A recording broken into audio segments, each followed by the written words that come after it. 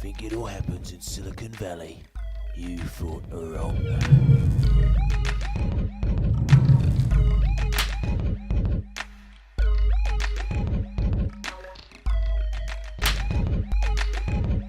Skimlinks is an online monetization solution for content publishers. So we work with blogs, forums, newspaper sites and help them make money from their content.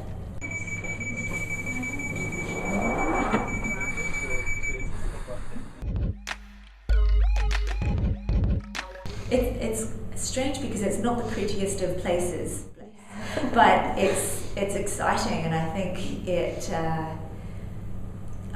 I think there's a real sense of community that you feel when you walk into this area, and you know that there's that startup there, and that startup there, and that startup there, and I think it is incredibly motivating.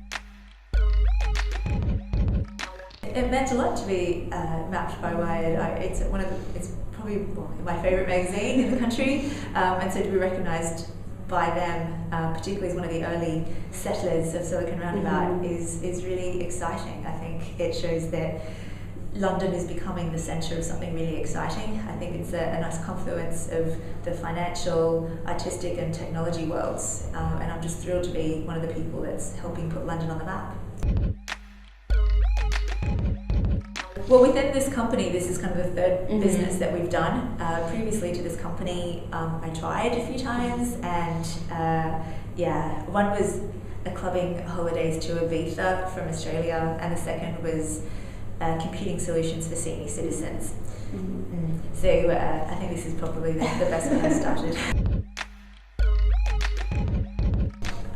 You know what, I think the biggest difference is being in the right community. The other two I started from Australia, and there just isn't, at the time, there probably is now, but there wasn't anything in Australia at the time that fostered a community.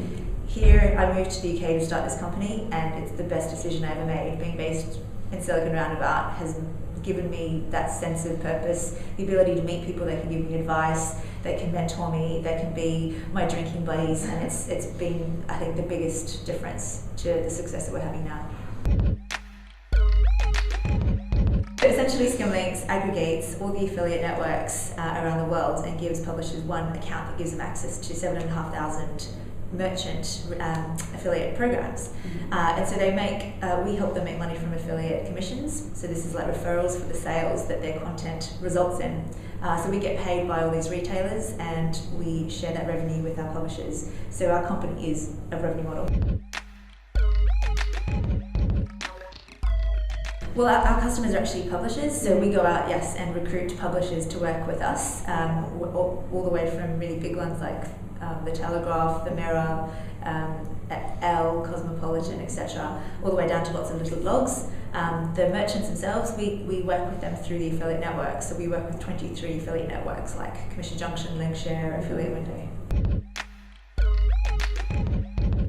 When we started, there was nobody. There have subsequently started to be a couple of copycat companies, but I guess that's potentially quite a flattering thing. We found this market because we started off being a publisher ourselves, so we had our own social shopping site and struggled to make money from it.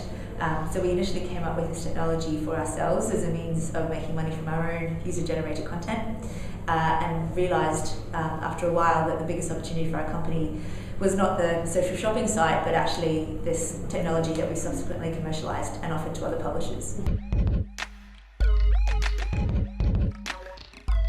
In one night, I realised that we had to completely change our entire business model, drop everything I'd worked on for 2 years, all the money I'd put in, all my savings, everything, and swallow my pride and make the change that needed to happen. And it happened in one night, and from that point onwards we were focused on something completely different, and it's what saved us. And it depends on the business, I think. So for us, a lot of to make our company successful involves a massive investment in architecture and in systems. And it's a scale business, so it's only really going to start to make a lot of money once we achieve scale, and you can't get that scale unless you've got the investment in the architecture. So for us, there was no alternative if we were to grow to the degree we wanted to have that initial investment. I think there are other companies that can grow much easier without the funding, because it is a massive drain on resource and time, but for our kind of business, there was no alternative. anything, the recession has been a blessing. Because other companies were suffering as a result of the recession, they were more willing to give a young company like us a chance because they were really keen to find other ways to make money. So suddenly this brand new company comes out and says, hey, give us a try, we'll help you make more money. I think if we had done that during the good times, we wouldn't have had a business. I think we had a business because people were desperate enough to try us. Yeah, definitely. Our aim is to hopefully exit within 2 to 3 years' time. Before we do that, though, we need to conquer the US. We already have to a degree, so half our business already comes from the US. But I think my goal is that we're one of the UK companies that very obviously and successfully makes it in the US. I think that would be something I'm really proud of. Hope I can achieve for the UK.